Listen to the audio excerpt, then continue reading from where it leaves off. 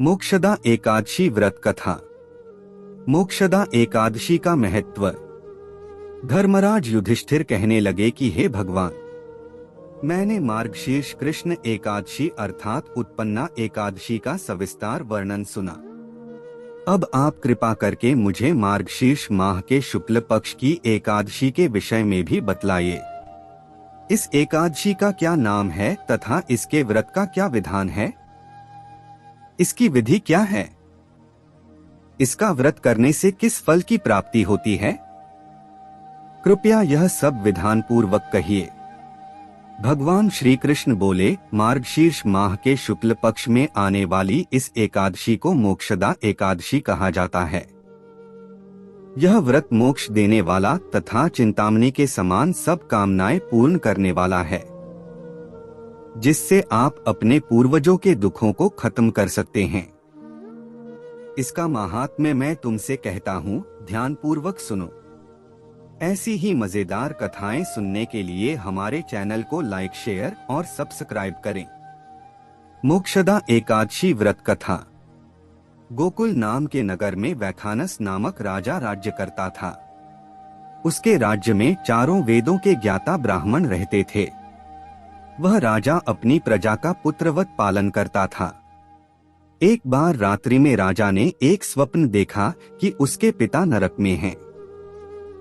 उसे बड़ा आश्चर्य हुआ। प्रातः वह विद्वान ब्राह्मणों के पास गया और अपना स्वप्न सुनाया। कहा, मैंने अपने पिता को नरक में कष्ट उठाते देखा है। उन्होंने मुझसे कहा कि हे पुत्र, मैं नरक में पड़ा हूँ, यहाँ से तुम मुझे मुक्त करा। जब से मैंने ये वचन सुने हैं तब से मैं बहुत बेचैन हूँ। चित्त में बड़ी अशांति हो रही है। मुझे इस राज्य, धन, पुत्र, स्त्री, हाथी, घोड़े आदि में कुछ भी सुख प्रतीत नहीं होता। क्या करूं? राजा ने कहा, हे ब्राह्मण देवताओं, इस दुख के कारण मेरा सारा शरीर जल रहा है।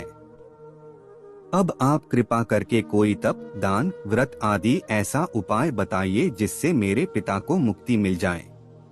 उस पुत्र का जीवन व्यर्थ है जो अपने माता पिता का उद्धार न कर सके। एक उत्तम पुत्र जो अपने माता पिता तथा पूर्वजों का उद्धार करता है, वह 1000 मूर्ख पुत्रों से अच्छा है। जैसे एक चंद्रमा सारे जगत में प्रकाश कर देता है, परंतु हजारों तारे नहीं कर सकते। ब्राह्मणों ने कहा, हे राजन, यहाँ पास ही भूत, भविष्य, वर्तमान के ज्ञाता पर्वत ऋषि का आश्रम है। आपकी समस्या का हल वे जरूर करेंगे। ऐसा सुनकर राजा मुनि के आश्रम पर गया। उस आश्रम में अनेक शांत चित्त योगी और मुनि तपस्या कर रहे थे। उसी जगह पर्वत मुनि बैठे थे। राजा ने मुनि को साष्टांग दंडवत किया। मुनि ने राजा से सांगोपांग कुशल पूछी। राजा ने कहा कि महाराज, आपकी कृपा से मेरे राज्य में सब कुशल हैं, लेकिन अकस्मात मेरे चित्त में अत्यंत अशांति होने लगी है। ऐसा सुनकर पर्वत मुनि ने आंखें बंद की और भूत विचारने लगे। फिर बोले, हे राजन, मैंने योग के बल से तुम्हारे पिता के कुकर्मों को जान लिया है। उन्होंने पूर्व जन्म में कामातुर होकर एक पत्नी को रति दी, किंतु सौत के कहने पर दूसरे पत्नी को ऋतुदान मांगने पर भी नहीं दिया। उसी पाप कर्म के कारण तुम्हारे पिता को नरक में जाना पड़ा। तब राजा ने कहा, इसका कोई उपाय बताइए। मुनि बोले, हे राजन, आप मार्गशीर्ष एकादशी का उपवास करें और उस उपवास के पुण्य को अपने पिता को संकल्प कर दें। इसके प्रभाव से आपके पिता की अवश्य नरक से मुक्ति होगी। मुनि के ये वचन सुनकर राजा महल में आया और मुनि के कहने अनुसार कुटुंब सहित मोक्षदा एकादशी का व्रत किया। इसके उपवास का पुण्य उसने पिता को अर्पण कर दिया।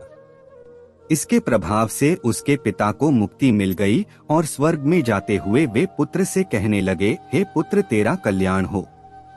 यह कहकर स्वर्ग चले गए। मार्गशीर्ष मास की शुक्ल पक्ष की मोक्षदा एकादशी का जो व्रत करते हैं, उनके समस्त पाप नष्ट हो जाते हैं। इस व्रत से बढ़कर मोक्ष देने वाला और कोई व्रत नहीं है। इस दिन गीता जयंती मनाई जाती है। साथ ही यह धनुर्मास की एकादशी कहलाती है। अतः इस एकादशी का महत्व कई गुना और भी बढ़ जाता है। इस दिन से गीता पाठ का अनुष्ठान प्रारंभ करें तथा प्रतिदिन थोड़ी देर गीता अवश्य पढ़ें।